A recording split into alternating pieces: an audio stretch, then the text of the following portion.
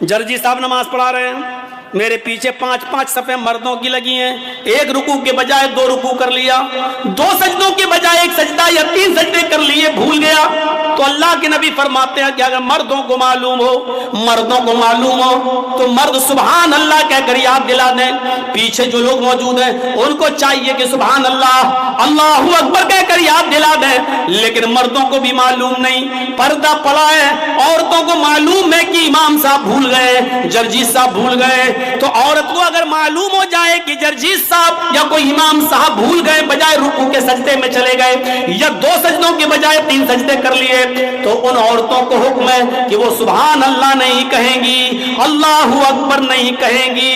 او میرے بھائیوں غور کرو، جس عورت کی آواز کا اتنا پردہ کہ سبحان اللہ تک کہنے کی پرمیشن نہیں، الحمدللہ ان جملوں سے زمین و آسمان نیکیوں سے بھر جاتے ہیں، لیکن ان جملوں کو بھی کہنے کی اجازت نہیں دی۔ اللہ کے نبی نے فرمایا کہ اگر عورت کو معلوم ہو جائے کہ امام بھول گیا تو وہ اس طریقے سے تالی بجائے گی، پیچھے سے ایسے ایسے تالی بجا کر یاد دلائے گی، اور یہ آواز امام تک پہنچ جائے گی اور امام سمجھ جائے گا کہ میں بھول گیا ہوں۔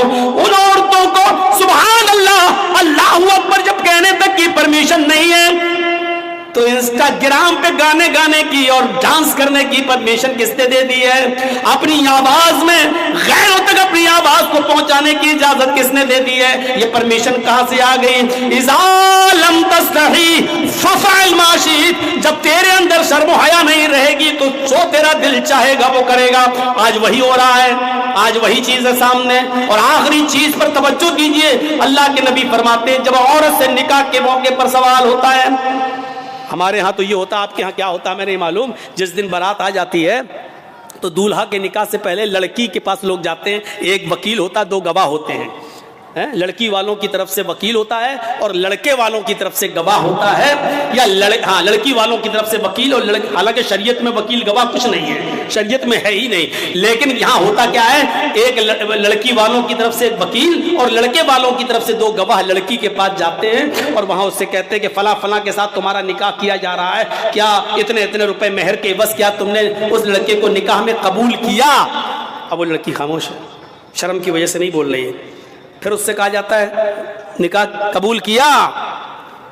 2-3 بار جب لڑکی خاموش رہتی ہے تو اس کی سہیلیاں آپس میں کہتی ہیں کہہ دو ہاں کیا، کہہ دو کیا، اور جب تک وہ بیچاری بول نہیں دیتی کہ ہاں میں نے نکاح قبول کیا تو پوچھا جاتا، وکیل پوچھتا گواہوں سے تم نے سنا؟ گواہ کہہ دے کہ نہیں سنا، تو دوبارہ بولے گی لڑکی ہاں میں نے نکاح قبول کیا۔ جب وہ زور سے بول دے گی تب گواہ کہیں گے ہاں میں نے سن لیا، تب لڑکے کا نکاح ہوگا، اور یہ گواہ کہیں گے ہاں میں نے سنا ہے لڑکی نے قبول کیا۔ کیا جہالت اور بربریت ہے! یہ وکیل بھی جاہل، گواہ بھی جاہل۔ ارے تمہیں کس نے کہا تھا کہ تم اس کے پاس جاؤ؟ ارے جب لڑکی کو شادی والے دن لڑکے کی طرف سے آئے ہوئے کپڑے جب لڑکی نے خوشی خوشی پہن لیے، سمجھ لو کہ وہ راضی ہے، سمجھ لو کہ یہ اس کی اجازت ہے، اور پھر بھی تم پوچھتے ہو تو ایک بار پوچھو فلاں لڑکے کے ساتھ تمہارا نکاح کیا جا رہا ہے، کیا تمہیں قبول ہے؟ وہ نہیں بول رہی ہے، خاموش ہے۔ اب دوبارہ مت کہو اس سے، کیونکہ اللہ کے نبی نے کہہ دیا اذنھا سماعتھا، اس کی خاموشی ہی اس کی اجازت ہے، مت کہلواؤ اس سے بار بار۔ جب وہ خاموش ہو گئی وہی اس کی اجازت ہے، جب خاموشی اجازت ہے تو زبردستی کیوں کہلوا رہا ہے؟ عقل کے اندھے کیوں کہلوا رہا ہے؟ قبول کیا، زور سے بولو، کیا سنا؟ نہیں بولو، ابھی انہوں نے نہیں سنا، زبردستی تم کہلوا رہے ہو۔ ارے لڑکیوں کی شرم و حیا کا اللہ کے رسول نے اتنا خیال رکھا کہ وہ مارے شرم کے نہیں بول پائیں گی، کیونکہ ان میں شرم ہوتی ہے، حیا ہوتی ہے، اور یہ ان کی شرم و حیا کا تقاضا ہے کہ وہ نہیں کہہ پائیں گی، اس لیے ان کی خاموشی کو ہی ان کی اجازت سمجھ لو۔ یہ شرم و حیا ہے عورت کی، جو اتنا بھی نہ کہہ پائے ہاں میں نے قبول کیا۔ اللہ کے رسول کہہ رہے ہیں کہ خاموشی کو اجازت مان لو۔ اس رات کے 3:15 3:30 ہونے والے ہیں، اس وقت بھی خاموش رہنے والیوں کی چونچیں چل رہی ہوں گی، اللہ کیسے ہو، کہاں ہو، کدھر ہو، کہاں ملوگے، گٹرگوں، جیسے 2 کبوتر چونچیں لڑاتے ہیں، ایسے اس رات کے 3:30 بجنے والے ہیں۔ اس وقت یہ ان لڑکیوں کا حال ہے جن کے بارے میں شریعت نے کہا کہ ان کی شریعت شرم اتنی ہوتی ہے کہ بیچاری شرم کی وجہ سے نہیں بول پاتی ہیں، تو ان سے زبردستی مت کہلواؤ، ان کی خاموشی ہی ان کی اجازت ہے، اسی خاموشی پر مان لو کہ انہوں نے نکاح قبول کر لیا ہے۔ میں نے دیکھا اپنی آنکھوں سے کتنی سنستھائیں ایسی تھیں جو پوچھتی تھی کہ آپ کے بھائی کے علاج میں ڈاکٹروں نے کتنا خرچہ بتایا ہے، اس کا اسٹیمیٹ مجھے دیجئے، میں اپنی سنستھا سے پاس کرا کے لاتا ہوں، آپ کو اس کا چیک دے دیتا ہوں، زندگی بھر کی دوائیں مفت ملیں گی، زندگی بھر کا علاج مفت ملے گا۔ میرے بھائیوں، کیا آپ اس کو کم بڑا کام سمجھتے ہیں؟ کتنا بڑا کام ہے یہ، کیا آپ اس کو معمولی کام سمجھتے ہیں؟ نہیں، حقیقت میں دیکھا جائے تو یہ بہت بڑا کام ہے، غریبوں کا، مجبوروں کا اور بے بسوں کا علاج کرانا اور بیماروں کا علاج کرانا۔ لیکن جو تنظیمیں یہ علاج کرا رہی ہیں ان کو کیا ملے گا؟ آپ ہی بتائیے، کیا فائدہ ہے ان کو؟ اخروی فائدہ کیا ہے؟ ان کو کوئی ثواب نہیں ملے گا، اس لیے کہ وہ یہ اچھا کام تو کر رہے ہیں لیکن اس اچھے کام پر کوئی ثواب اس لیے نہیں کیونکہ وہ ایمان سے خالی ہے۔ ہمارے پاس ایمان ہے، ہم ایمان کا دعویٰ کرتے ہیں، ہم کلمہ پڑھتے ہیں لا الہ الا اللہ محمد رسول اللہ، ہم ایماندار ہونے کا دعویٰ کرتے ہیں، ہمارے پاس ایمان ہے لیکن عمل صالح نہیں ہے۔ آج کوئی ایک نیکی مجھے ایسی بتا دیجئے جو نیکی ہم کرتے ہوں اور اس نیکی کے اندر اخلاص دکھائی دے رہا ہو۔ کوئی ایک نیکی کا کام ہمیں ایسا دکھا دیجئے جو آج ہم کر رہے ہیں اور اس کام کے اندر اخلاص موجود ہو۔ آج ہم جمعے کے دن مسجد میں نماز پڑھنے آ رہے ہیں تو یہ سوچ کر آ رہے ہیں کہ گاؤں والے یا محلے والے یہ نہ کہیں کہ دیکھو وہ کتنا بڑا کمینہ انسان ہے، جمعے تک کی نماز نہیں پڑھتا۔ آج ہم قربانی کر رہے ہیں تو قربانی کا جانور لیتے ہی بکرے کی فوٹو لی اور ہم نے فیس بک پہ ڈالنا شروع کر دیا، ہم نے واٹس ایپ گروپ میں ڈالنا شروع کر دیا کہ الحمدللہ آج اللہ کی توفیق سے میں نے قربانی کے لیے ایک بکرا خریدا ہے جس کی قیمت 20,000 ہے، 25,000 ہے۔ میرے بھائیوں، جب آپ نے خریدا تھا تو کیا ضرورت تھی اس بکرے کی نمائش کرنے کی؟ کیا ضرورت تھی اس قربانی کے جانور کی قیمت کو بتانے کی؟ آج کون سا کام آج ہمارے اندر اخلاص کا رہ گیا ہے؟ آج ہم چند لوگوں کو اپنے گھروں میں بلا کر روزہ افطار کرا لیتے ہیں تو افطار کا فوٹو کھینچیں گے، ان لوگوں کا فوٹو کھینچیں گے، بلکہ ان لوگوں کو کیا کھلایا جا رہا ہے، کیا پلایا جا رہا ہے، پانی کی بوتل تک کا فوٹو ہمارے موبائل میں کیپچر ہو جاتا ہے اور پھر اس کو ہم فیس بک میں اور پھر ہم اس کو ڈالتے ہیں واٹس ایپ گروپ میں اور بتاتے ہیں کہ آج ہم نے 50 لوگوں کو روزہ افطار کرایا ہے، آج ہم نے اتنے لوگوں کو روزہ افطار کرایا ہے، آج ہم نے افطار کے اندر یہ چیزیں آج ہم نے روزے دار لوگوں کو کھلائی ہیں۔ آج مجھے بتاؤ کون سا ایسا عمل ہے جس کے اندر اخلاص باقی رہ گیا ہے؟ اگر ہمیں اللہ نے عمرے کی توفیق دی، ہم عمرہ کرنے گئے اور خانہ کعبہ کے سامنے کھڑے ہو کر ہم سیلفی کھینچ رہے ہیں، فوٹو کھینچ رہے ہیں اور فوٹو کھینچنے کے بعد سیلفی لینے کے بعد اس کو ہم واٹس ایپ گروپ، فیس بک، سوشل میڈیا پر ہم اس کو ظاہر کر رہے ہیں اور ڈال رہے ہیں اور دکھلا رہے ہیں کہ دیکھو آج ہم خانہ کعبہ تک پہنچ گئے، اللہ نے مجھے عمرے کی توفیق دی ہے، ہم اس کی نمائش کر رہے ہیں۔ آج ہمارے پاس ایمان ہے لیکن عمل صالح نہیں۔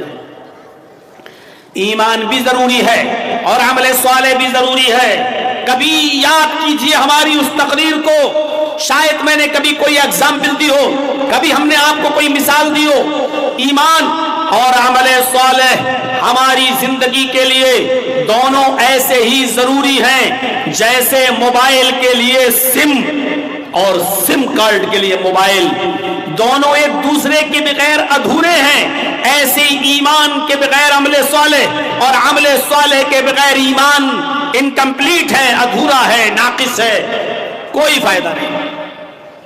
آپ قیمتی سے قیمتی موبائل لے لیجئے، بہت اچھا سے اچھا موبائل لے لیجئے، آئی فون لے لیجئے، آپ زیڈ فولڈ 6 لے لیجئے، مہنگے سے مہنگا موبائل لے لیجئے، 1.5 لاکھ کا 2 لاکھ کا موبائل بھی خرید لیجئے، اور جس دن دکان سے اس موبائل کو خرید کے لائیں گے اسی دن اس موبائل کو کان میں لگا کر کہیے ہیلو ہیلو، آپ کی آواز وہیں دب جائے گی، آپ کی آواز نہیں جائے گی۔ کیوں؟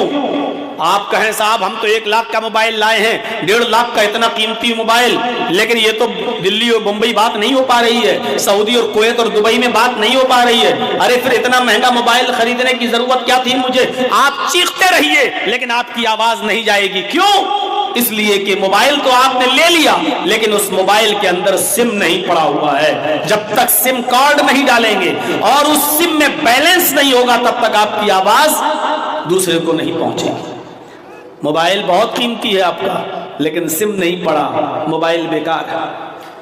اب آپ سم لے لیجئے، جیو کی لے لو، ایئرٹیل کی لے لو، ووڈا کی لے لو، کسی بھی اچھی کمپنی کی سم لے لو اور اس سم میں 10,000 روپے کا بیلنس بھی بھر لو، 20,000 50,000 کا بیلنس بھی ڈال دو. اب اس سم کو کان میں لگا کے کہو ہیلو ہیلو، ارے بھائی آپ کو میری آواز آ رہی؟ ارے میں گڈا سے بول رہا ہوں، ارے بھائی میں للمڈیا سے بول رہا ہوں. آپ کی آواز کہیں نہیں جائے گی. سم میں آپ کے 50,000 روپے کا بیلنس ہے لیکن آواز نہیں جائے گی. کیوں؟ کیونکہ آپ کے پاس سم تو ہے لیکن موبائل نہیں ہے، اور سم بغیر موبائل کے کام نہیں کرتا ہے. تو آپ کو کیا کرنا ہوگا؟ سم کے اندر موبائل کارڈ ڈالنا پڑے گا، یا موبائل کے اندر سم کارڈ، موبائل میں سم کارڈ کو ڈالنا پڑے گا. جب موبائل اور سم کارڈ دونوں مل جائیں گے اس کے بعد میں آپ جس جگہ چاہیں گے گفتگو کریں گے، جس جگہ چاہیں گے بات کریں گے. اب آپ کی بات ہوگی. یہی حال ہے ایمان کا اور یہی حال ہے عمل صالح کا. آپ کے پاس ایمان ہے، عمل صالح نہیں تو یہ ایمان کسی کام کا نہیں. آپ کے پاس عمل صالح ہے لیکن ایمان نہیں، ایسا عمل صالح بھی کسی کام کا نہیں. اس لیے فرمایا الا الذین آمنوا وعملوا الصالحات فلہم اجر غیر ممنون. جو ایمان لائے اور جنہوں نے نیک عمل کیے، جو ایمان لائے اور جنہوں نے عمل صالح کیے، جو ایمان لائے اور جنہوں نے اچھے کام کیے، فَلَهُمْ أَجْرٌ غَيْرُ مَمْنُونَ، ان کے لیے ایسا اجر ہے جو کبھی ختم نہیں ہوگا، ان کے لیے ایسا انعام ہے جو کبھی ختم نہیں ہوگا. اے بھائی کیا کر رہے ہیں ادھر؟ صحیح سے بٹھال دیجئے ان کو، بہت دیر سے. اچھا تو ٹھیک ہے تو نکال دیجئے. تو وہ کسی کام کا نہیں ہے. الا الذین آمنوا وعملوا الصالحات، جو ایمان لائے اور جنہوں نے عمل صالح کیے ان کے لیے ایسا اجر ہے جو کبھی ختم نہیں ہوگا، ان کے لیے ایسا اجر ہے جو کبھی بھی ختم نہیں، یعنی نہ ختم ہونے والا اجر، نہ ختم ہونے والا انعام، نہ ختم ہونے والا اجر ہے اللہ تبارک و تعالیٰ کے یہاں. تو یہ ہے ایمان اور عمل صالح. اب ایمان کسے کہتے ہیں اور ایمان ہم سے کس چیز کا تقاضا کرتا ہے؟ ایمان کی 70 سے زیادہ درجے ہیں، شاخائیں ہیں.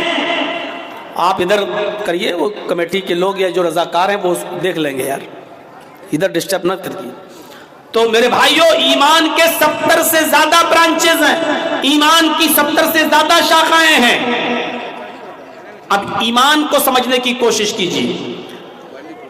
وعن ابی ہریرہ رضی اللہ تعالی عنہ عن النبی صلی اللہ علیہ وسلم قال الایمان بضع وسبعون شعبۃ فافضلها قول لا الہ الا اللہ وادناها اماطۃ الاذى عن الطریق والحیاء شعبۃ من الایمان. ابو ہریرہ فرماتے ہیں کہ نبی اکرم صلی اللہ علیہ وسلم نے فرمایا، ابو ہریرہ فرماتے ہیں کہ نبی اکرم صلی اللہ علیہ وسلم نے فرمایا ایمان کی 70 سے زیادہ شاخائیں ہیں، ایمان کی 70 سے زیادہ برانچز ہیں. عربی زبان میں جب اس طریقے کا جملہ بولا جائے 50 سے زیادہ، 70 سے زیادہ، 90 سے زیادہ، تو اس سے مراد ہوتی ہے کثرت. اس سے یہ مراد لیا جاتا ہے کہ یہاں گنتی مراد نہیں ہے، یہاں کوانٹٹی مراد نہیں ہے، بلکہ کہ یہاں کثرت مراد ہے.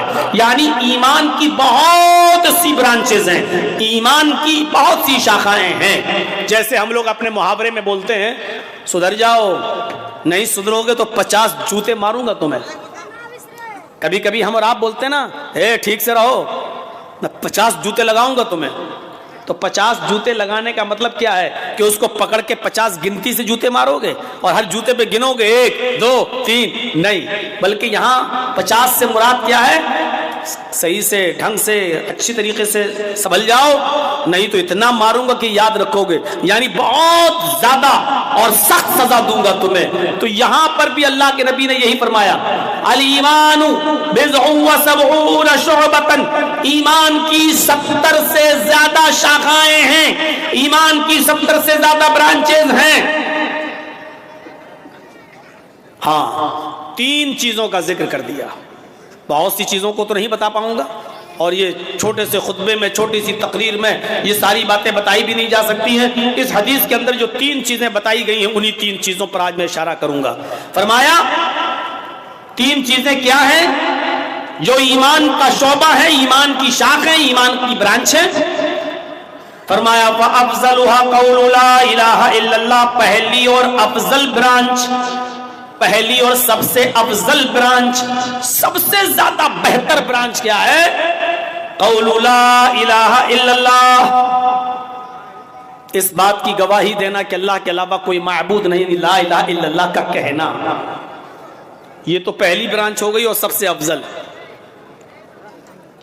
وَأَدْنَاهَا إِمَاطَةُ الْأَذَى عَنِ الطَّرِيقِ، اور دوسری چیز بتائی سب سے کمتر درجے کا ایمان یہ ہے کہ راستے سے تکلیف دہ چیزوں کو ہٹا دینا، راستے سے تکلیف دہ چیزوں کو دور کر دینا، راستے سے تکلیف دہ چیزوں کو ختم کر دینا، ہٹا دینا، یہ دوسری چیز ہو گئی۔ راستے میں کوئی چیز نقصان دہ پڑی ہے، تکلیف دہ پڑی ہے، کیلے کا چھلکا پڑا ہے، کانٹا پڑا ہے، پتھر پڑا ہے، اس کو راستے سے ہٹا دینا، یہ بھی ایمان کا ایک درجہ ہے، ایمان کا ایک شعبہ ہے۔ اور اس کے بعد اللہ کے نبی صلی اللہ علیہ وسلم نے فرمایا وَالْحَيَاءُ شُعْبَةٌ مِّنَ الْإِيمَانِ، اور حیا بھی ایمان کا ایک شعبہ ہے۔ شرم و حیا، شرم و حیا بھی ایمان کا ایک شعبہ ہے۔ یہ 3 چیزوں کا ذکر کیا ہے اس حدیث کے اندر اللہ کے نبی صلی اللہ علیہ وسلم نے۔ پہلی چیز وَأَفْضَلُهَا قَوْلُ لَا إِلَٰهَ إِلَّا اللَّهُ، لا الہ الا اللہ کا اپنی زبان سے کہنا۔ لا الہ الا اللہ پر تو تفصیلی تقریر آپ نے سن لی، ممبئی سے آئے ہوئے خطیب فضیلت الشیخ عنایت اللہ المدنی حفظہ اللہ سے آپ نے بہت اچھی گفتگو سن لی۔ میں مکمل پوری تقریر لا الہ الا اللہ پہ نہیں کروں گا، بس اتنا بتا دوں کہ لا الہ الا اللہ ایمان کا سب سے افضل درجہ ہے، سب سے اعلیٰ درجہ ہے، سب سے افضل شعبہ ہے لا الہ الا اللہ کا کہنا۔ لیکن لا الہ الا اللہ صرف زبان سے کہہ دینا کافی نہیں ہے۔ لا الہ الا اللہ یہ تو کوئی بات ہی نہیں رہی، بس کہہ دیا لا الہ، اب ہم نے سپنے دیکھ رکھے ہیں کہ بس بہت کچھ ہو گیا۔ لا الہ الا اللہ کو